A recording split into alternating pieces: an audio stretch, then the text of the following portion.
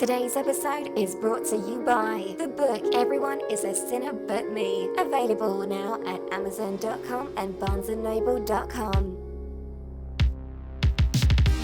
Pre-recorded from Volpes Studios, it's the MCS1 show, featuring Caleb, Hannah, and now your host, MCS1. Welcome everyone! Welcome to another exciting edition of the MCS1 show. MCS1 once again joined by Caleb Hennon. Woo! Hi Caleb. I was willing for the crowd. Yeah! They were just so excited that I'm here. Obviously. Right, I guys? am. Right? Exactly. Right?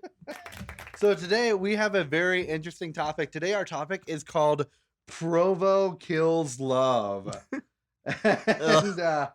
and we have a very interesting take on this. Oh yeah, absolutely. Obviously, but we're going to talk about something else a little bit first before we even get into the Provo Kills Love thing.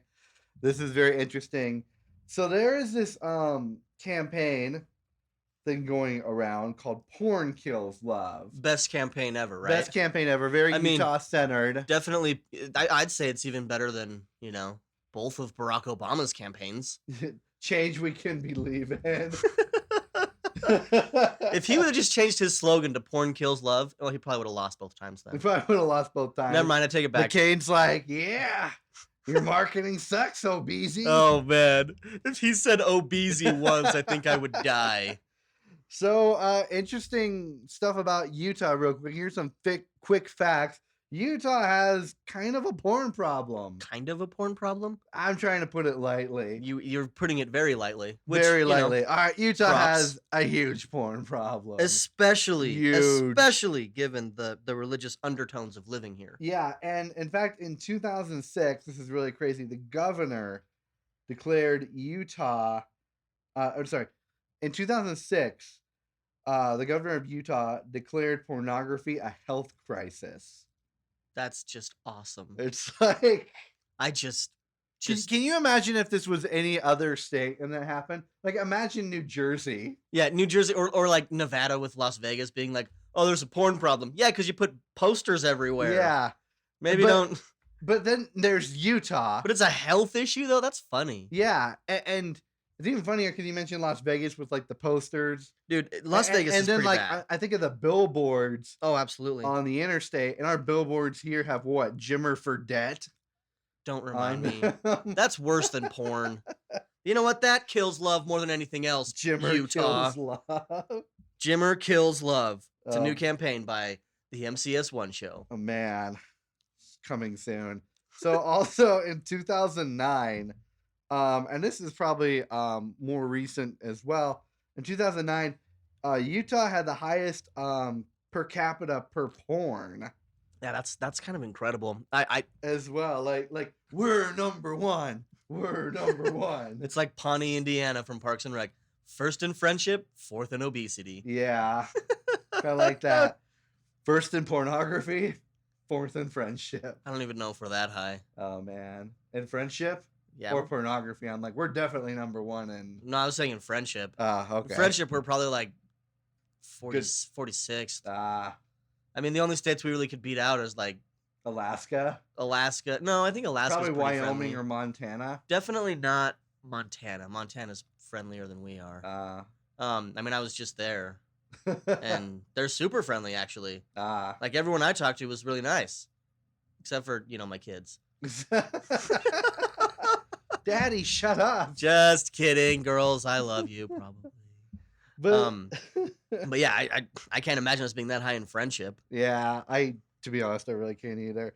So another thing about Utah, and also this is very LDS culture in general. It's super anti-pornography. Oh, big time. Anti-porn. Big time. Which is really odd. Like Utah, number one in porn. But super anti-porn culture. Oh man. As well. I have one of my friends. She's always posting anti-porn stuff constantly on Facebook. And the thing is, it's like she's married too. And I just kind of feel like that's a sign. Yeah, that's okay. So that's what I was saying. Because one of my friends, him and I were talking about it, and we're just like, I can't believe she's posting this all the time. What's going on? And I said to him, I think her husband just watches a ton of porn and she's finally sick of it. This is her passive aggressive way of stopping him. It's like, honey, could you go take out the trash? As soon as the porn's over. Well, I gotta finish this episode. Yeah, I'll do it in, a good, 5 minutes or whatever. I'm binge watching this right now, so. Fine. I need the computer once you're done. I gotta post some stuff on Facebook. When she gets there, like all the anti-porn stuff. Yeah, she gets on and she's just like, porn counts. Maybe she started it. Like, maybe. Who knows? Low key, she started it. So, good times though. Good times. But yeah, so this porn kills love. This is from a company. I'm calling it a company. I'm not calling it an awareness movement. I'm calling an organization. Huh? It's not an organization. Not an organization. I'm calling it a company. It's called Fight the New Drug, and it's a Utah-based, pretty much website. Right. And they sell shirts and a bunch of other stuff. But on there it says, "Porn kills love. Fight for love." I don't know how you would fight porn. Like, is there like a video game boss level? I don't know. I look at it like a boxing ring. And my friend, she gets in there. I just imagine, and then her boxing gloves are her social media outlets. I just imagine the post. I just imagine the Diedrich Tatum versus Homer Simpson episode where she was Homer Simpson and porn was Diedrich Tatum. Yeah, just punching the crap out of her. Yeah, it's kind of ridiculous. Yeah, but continuing on from this, it says, with a simple desire to make an impact on the world, we used science, facts, what kind, and personal accounts to help spread the message of the harmful effects about pornography. Now, I'm not saying that they haven't used science or facts here. Sure. But for the most part, I really don't see them posting science or fact. Yeah, most of it's emotional on this stuff. Yeah. I mean, there really aren't too many references on their website. They have a pamphlet you can download pretty much, or like a PDF. Okay. But other than that, there's not really like science or facts. It's just like this one thing you download, which isn't even really prevalent on the website. Well, and like, I mean, I've read some studies on the effects of porn and stuff, not from these guys because I don't know how much I trust them, but I mean, there are certain chemical changes that happen in the brain and in the body, and there are certain reactions that your body has similar to a drug, but the thing is it's similar to which drug, because it's not like heroin, where you literally there are points where heroin addicts that they've said, I can't live without it. Yeah. Same thing with meth heads and crackheads. It's like, I can't live without it. And it's like porn, I don't think it's that critical, but I know it obviously has an addictive force. Yeah. And I've read one of the leading like books on like that talks about pornography addiction, called The Porn Trap. Okay. That's cool. Very good book. Very resourceful, and it really like changes your outlook on pornography, and it's really, really cool because, like, as you said, it talks about like the chemical changes, right, things like that. One other thing it mentioned is back in the day, people had to go looking for porn. Yeah. Now porn looks for you because it's everywhere. It seriously does on the internet, and I know it sounds like a Soviet Russia joke. In Soviet Russia, porn looks for you, but it's true. Yeah, it's how it is here. I remember the first time I was exposed to it, I was doing a research paper in high school, and I had Googled, and this was back when Google was relatively new, so they didn't have the same security measures and stuff. But I Googled women's suffrage. Yeah. Wow, that and I clicked on the first link, which was actually a reference to women's suffrage. But for some reason, somehow, they had invaded that, and basically I got a pop-up where it was like, do you like women's suffrage? How about this? And that's a crazy thing, like... And then it was like women's suffering, and I was like, ugh. And the interesting thing about that, at least with the internet, is pop-ups have kind of died down for the most part. Big time. Except for crappy marketing companies that have, like, newsletters. Yeah. And stuff like that pop up on their pages. I hate that. But for the most part, ad block takes care of most of that. Yeah, luckily. And backtracking a little bit to what you said about meth and heroin. Right. There's in Utah. I mean, there's probably these in other places, but I've only really heard of them in Utah. There's porno recovery clinics. That's like rehabilitation. Yeah, that's awesome. Which is really kind of a strange concept to me because when I think of a rehab clinic, I think of Celebrity Rehab with Dr. Drew. Oh my gosh. Who doesn't love Celebrity Rehab with Dr. Drew? I don't after season 2, to be honest. I just really wish it was Celebrity Rehab with Dr. Dre. Oh. Now that's a show I could get behind. Oh man. Wow. I don't. Could you imagine that? I can. He would be talking about how Eazy-E died all the time. So he was just partying all the time, and yeah, he would be giving you his trauma story about Eazy-E. Yeah, every time when everyone else is trying to open up to him. Yeah. They'd be like, Dr. Dre, I really have a problem. I'm doing all these drugs and I'm partying all the time. Just all the time. Oh, that reminds me of Eazy-E. Man. What? I used to know a named Eric Wright. We used to run around. Oh my gosh! And then he just puts in Straight Outta Compton. Yeah, seriously. Now watch this educational film. But sorry, what? But the porno rehab clinics, those are really interesting to me. I'm curious on how they work, but not curious enough to look into it and report to it on the show. I want to see the insides, but I don't want to like go in. Yeah. I just feel like it would be way too creepy. So backtracking to this whole we used science and facts type of thing. I don't think they've really done that. But what they have definitely done is use personal accounts to spread the message about the harmful effects of pornography. And that's by the fair. That's fair. And by the harmful effects of pornography, I'm referring to spreading social media about their clothing line and their brand. Oh my god! They have like these shirts that are like a minimalist design that say "Porn Kills Love" on them with a rectangle around them, and people are just wearing these shirts, posting about them, using the hashtags, and that's really all the awareness is. It's not even any facts or science. Yeah. So, it's more or less just promoting their brand. Yeah, on there. That's totally what it is. One really funny thing. So back in the day, about 4 or 5 years ago, when the movement was kind of starting up and like started seeing these shirts randomly pop up everywhere, I was out to lunch with one of my friends and I was like, dude, how much you want to bet that the people that are wearing those shirts have extreme addictions to pornography, hiding in plain sight? Well, I mean, it's classic misdirection. Yeah, like you want to seem like you're not a porn addict. Tell everyone else they are. Yeah. It's like the whole, you don't want to seem racist, call everyone else racist. It's just that same concept. And it's just like, okay. Yeah. But now I just think you do. And these shirts are, I don't want to say like everywhere, but there's a lot of people like every time they wear that shirt, they're always posting about it. Oh yeah. On Instagram.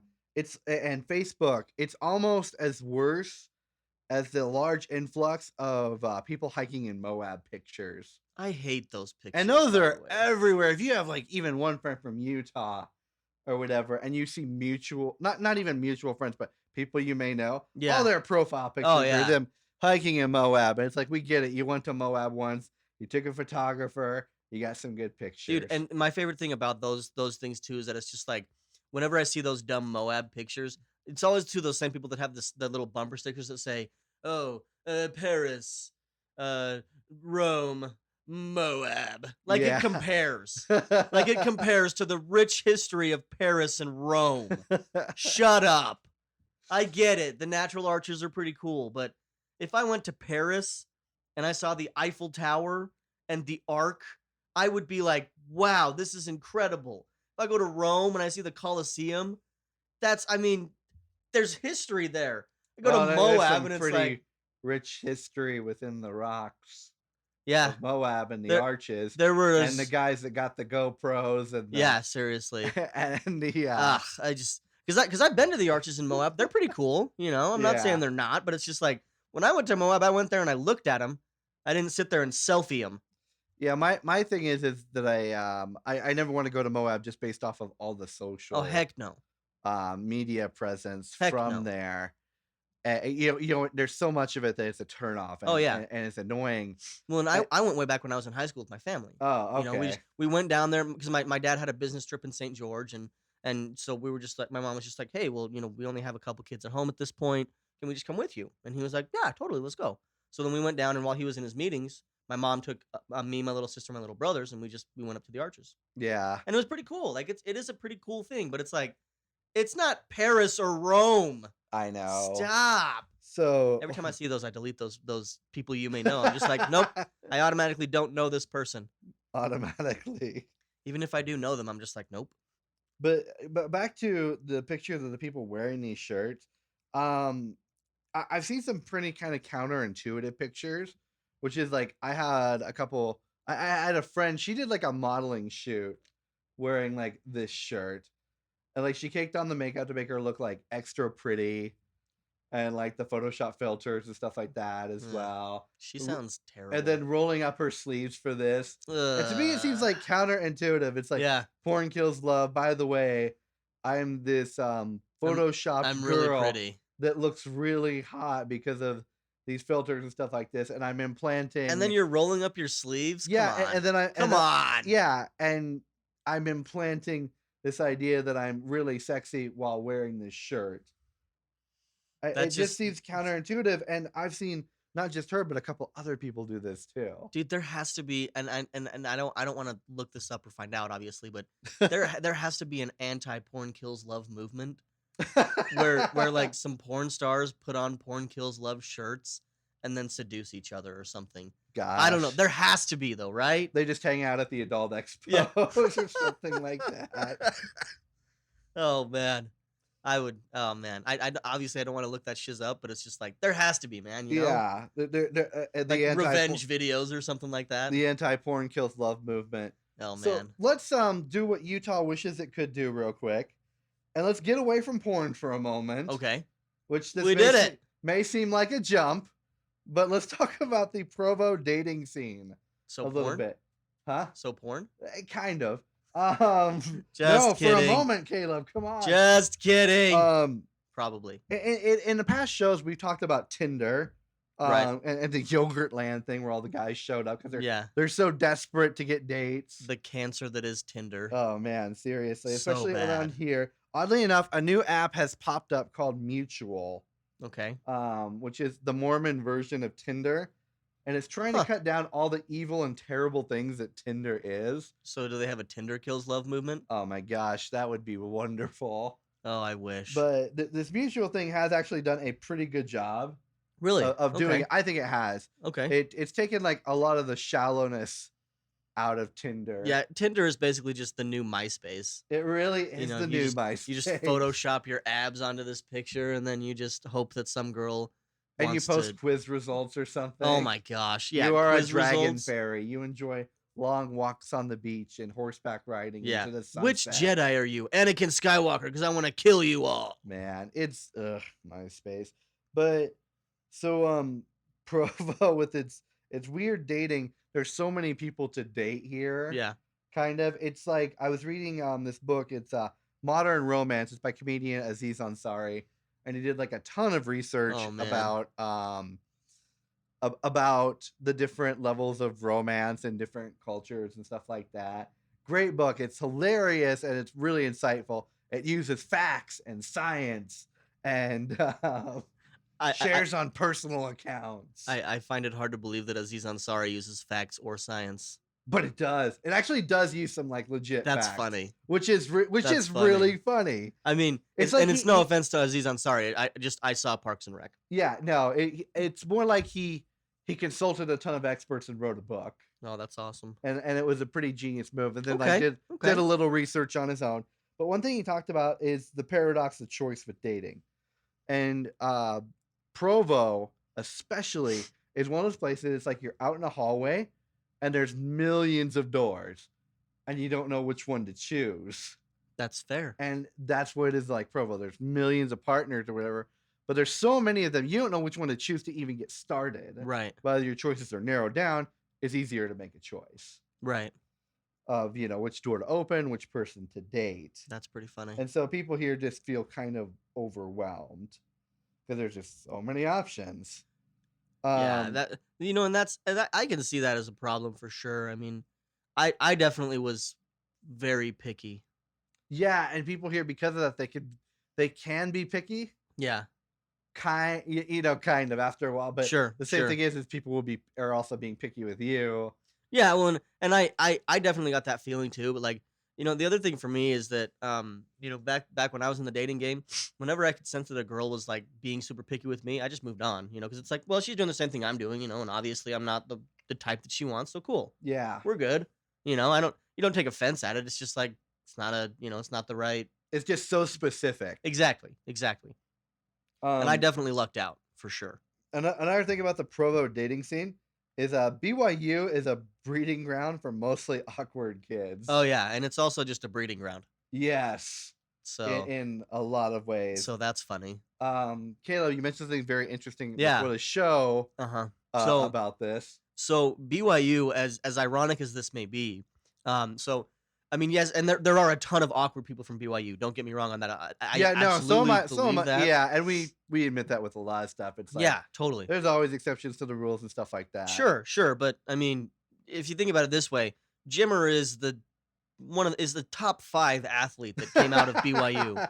Think about how awkward that guy is. Oh boy. And I mean, he came out. I mean, and he's like the stud that came out of BYU in the last 15 years. Out of all the words that I've used to describe Jimmer Fredette in the past and present, I don't think stud is really what I'm looking for. I put quotations around it.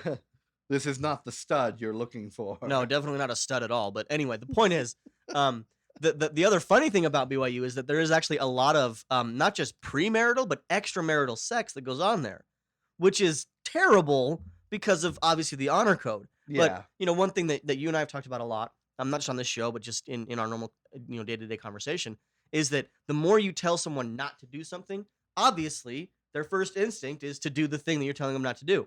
Don't subscribe to the MCS1 show. Yes, please don't. Please don't. Got him. Suckers. But no, my point is those that when you come up with the BYU honor code and everything, and I get that I get what they're trying to do. I get the point of it. But at the same time, when you're telling 18 to 24-year-old kids, hey, don't go out and do the thing you're thinking about 90% of the day, the only thing they're going to do is be like, well, now I can't stop thinking about it. Yeah. And now I just want to do it. And a lot of people, too, I've heard this admission, too. People will get admitted to BYU just so they can break the honor code and not get kicked out. There's kind of this cult thing that they do where they're just like, there's a group of BYU grads who broke everything that they could in the honor code and still graduated from there. I mean, they didn't get caught on most of the things, obviously, but they would just do everything that they could and, see if they could still graduate. And then they would post things like, oh, I beat the BYU honor code system. And they'll just take away your degree. That's what I heard. And that is a popular urban legend around the you can't area. You can't take away someone's degree. It's like we're gonna take away your degree. No, for breaking the college rules, but not academic rules. Yeah, but the thing is that that's not even BYU doesn't even say that they're gonna do that. That's the funny thing is it's just a group of students speaking for them. They're like, oh yeah, they're gonna take away your degree. No, dude, no. BYU has never said that. Yeah. What BYU has said is, if you break the honor code, we reserve the right to kick you out, or we'll do some investigations and maybe just suspend certain other things. Like what happened with Brandon Davies back in the day. He was a basketball player. Yeah. He got his girlfriend pregnant, and they were like, okay, you can't play basketball for the rest of this year, and you have to marry her. If you want to stay at BYU. Which he didn't. No, and I mean, yeah, she got married to someone else. Yeah, but a year later. But would you? I don't know. I mean, I'm just saying. But yeah. Anyway, but it was just so I mean, they did take an action, but it wasn't. They weren't like, and we're gonna suspend all the credits you have earned. Yeah. Good luck transferring those, friend. Yeah. Now you have 0. No, that's not what they're gonna do because BYU separates academics from the honor code. Yeah. And so they can kick you out for violating the honor code, but they're also not going to suspend your academia. That's a silly rumor. Yeah. Another thing about the Provo dating scene. We mentioned this in previous shows. There's Provo Disney princesses here. Oh yeah. Terrible people. Provo All-Stars as well that end up Also marrying terrible people. Provo Disney princesses, which are also terrible people. Kind of feels like the answer to the Disney princess was the Provo All-Star. I like how that's the answer to the question no one asked. Yeah, exactly. Hey, we got Disney princesses here. Let's just act like all-stars. Yeah, bro. So, and then this brings us to kind of our big final point. With all of this terrible stuff happening in Provo and the way it is, there really isn't like a real romance or love scene here. And to be honest, Provo kills love. Yeah. Like the environment around here, it really doesn't. It encourages dating and marriage. Yeah, but nothing else. But the actual culture of people, and from the evidence that we've just presented, doesn't really persuade people to date. It's very counterintuitive, just like the porn kills love movement. Exactly. Of having, hot chicks wearing their clothes. Yeah, which is just funny. So, there are these shirts going around that say Provo kills love on them. Oh man. Originally it came up with a guy named Salmon John. Salmon, Salmon. Yeah, we'll call him Salmon. Salmon John. If we're saying your name wrong, sorry, dude. Yeah, sorry, bro. He originally came up with it. We'll put a link to his shirt in the description on our website. And he does like a little bit of parody college clothing. He's based in Utah, and then there's a Teespring design as well, based off of his design. And that one, with the Teespring one, you can get like a couple different colors. The Salmon John original shirt is actually the coolest one, though. Nice. Because I think it uses pretty much the exact font as the Porn Kills Love one, rather than a slightly different font. And at the bottom of the Porn Kills Love thing, in the corner of that little rectangle thing, it says "Fight the New Drug." And it says that on this one, too. Oh, my gosh. So he's really Provo's the new drug. That's awesome. Yeah, exactly. That is awesome. You want some Provo, bro? Anyway, that's our show. I just want to thank Caleb for coming on. Always. And until next time, take care of yourselves and each other. Peace. Thank you for listening to the MCS1 show. For bi-weekly episodes on society and counterculture, subscribe on iTunes, Google Play, or Stitcher. For regular updates, show notes, and links, head to the MCS1show.com or search AOL keyword MCS1.